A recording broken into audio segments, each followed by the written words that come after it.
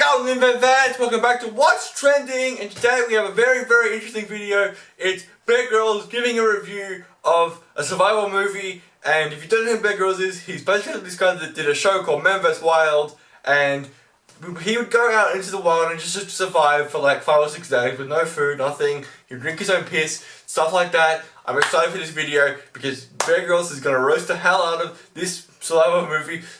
Oh great. Can you make this equal 100? Fuck you. 10 times 10 times At Brilliant, you'll solve problems by applying logic and intuition, rather than frick? memorization. Brilliant takes complex We did concepts it! and breaks them down into Woo! Okay, I'm gonna skip the ad now. I don't give a shit. I'm watching.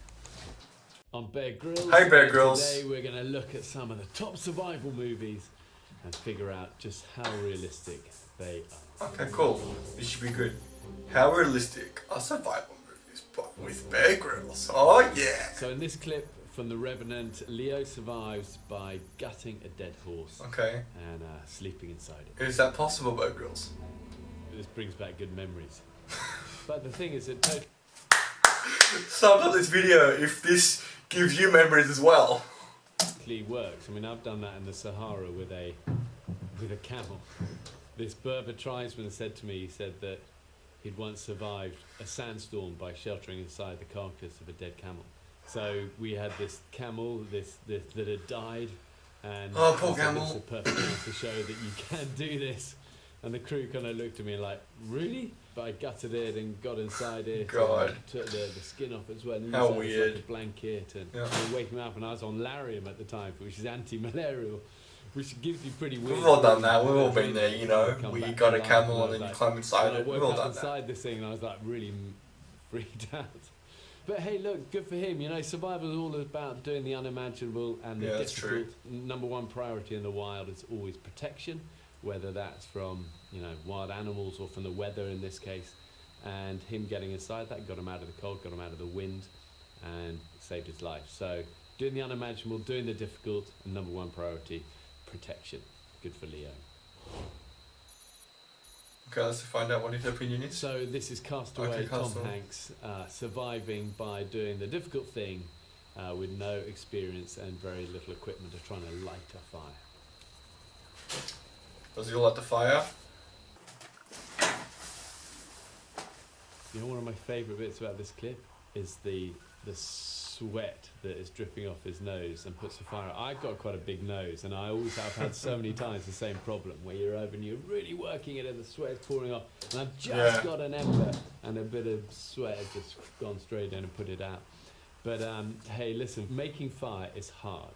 with That's true. nothing, and it's about one thing: persistence. Hey guys, that's why matches were And, you know, invented. we see it on TV and it But takes don't tell 30 Bear seconds. Grylls In they reality, I've exist. spent over 12 hours before trying to make a fire. And it's especially hard on your own because, you know, essentially you're trying to create heat through friction, and doing that alone is really hard. But this was an iconic clip, and as I said, I know this one so well, and it was filmed really well, accurate, and once you have it going, it changed everything for him.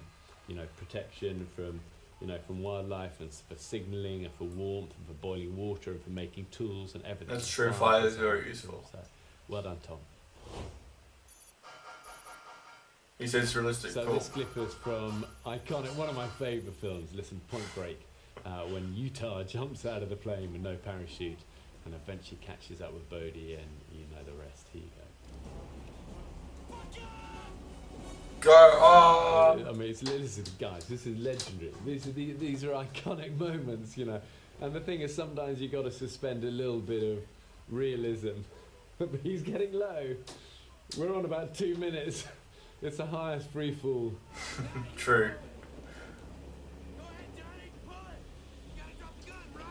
You could wrap your legs through and your arms through some chest straps and stuff and hold on, and actually that has been done. I mean, the thing is, I speak from experience Yeah. as well. I broke my back in You just saw every episode of him jumping out of the plane. Ooh. We're talking tenths of a second one way or the other between dying and not. But hey, it's a great moment in the film, and Yeah. a bit that is a suspension of reality. So It's is the it time realistic?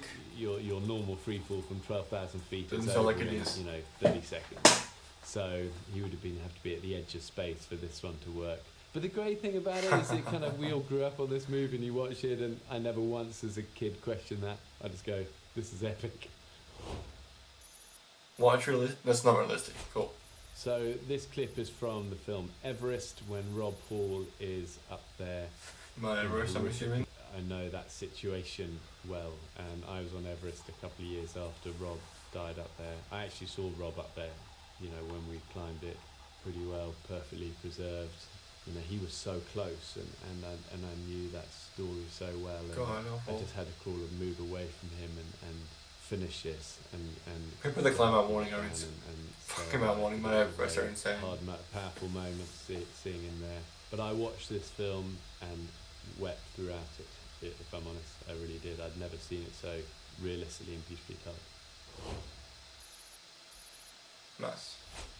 So this clip is from Titanic, when they are in the water, ship's gone down. Don't they drown? and I haven't seen it, bad but I think they do. Another situation that I've experienced many times with being truly cold and icy cold water. And again, this is really realistically done of just how sapping and how fast it can happen. You know, I've had to cross freezing cold rivers in Siberia in winter and swim frozen lakes and under the ice and you name it, and the cold robs you of your senses and your abilities, and you can't move your fingers and you can't move your hands and then your arms, and you can't think or concentrate, and everything goes backwards, and you can't, you know, and it's a very hard thing to fight. You know, I think it was pretty realistically told. Really. Was it really? You know, I mean, Okay. maybe the reality is that they would have both died faster and quicker in that sort of temperature and water, without survival equipment and with normal clothes. You're going to be unable to speak or even function within 10, 15 minutes. Jesus You know, you're Christ. going to be dead pretty soon after. So survival time in cold water is low. Be careful. Realistic. Okay.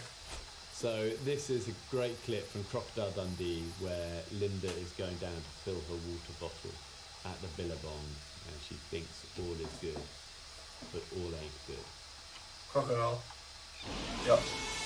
I haven't seen it, even though it's trailer. It's weird. Guys, this is an epic moment, you know. And who has Surely a that's not nice realistic, fella though, surely. seat in the cinema watching this one? The thing, Yeah. it's very hard to get a knife through Crocodile.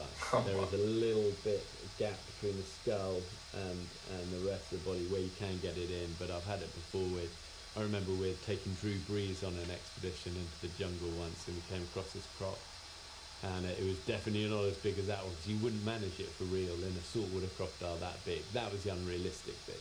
But I've had it before where we've got on the top of it, and Drew was across it, and I was there, and we had the knife out, and I'm saying to Drew, drive it down, and we're pushing on, and he can't get it in, and you know, and eventually I just grab this rock, and the croc's spinning around, I grab the rock, and Drew's got his hand on the knife, and I Oh. the rock on top of the knife, and in it goes, and that's the end of the croc. Afterwards, Drew goes, do you know how much my hand is insured for? And the NFL don't even know I'm here in the jungle with you. I go, sorry, I wasn't thinking about that at the time, I was just trying to get this knife in the croc. He goes, you nailed it, you hit the knife, Yeah, good job. but an inch either way, that would have been my hand gone. But the thing is, you've got to be really careful of saltwater crocodiles.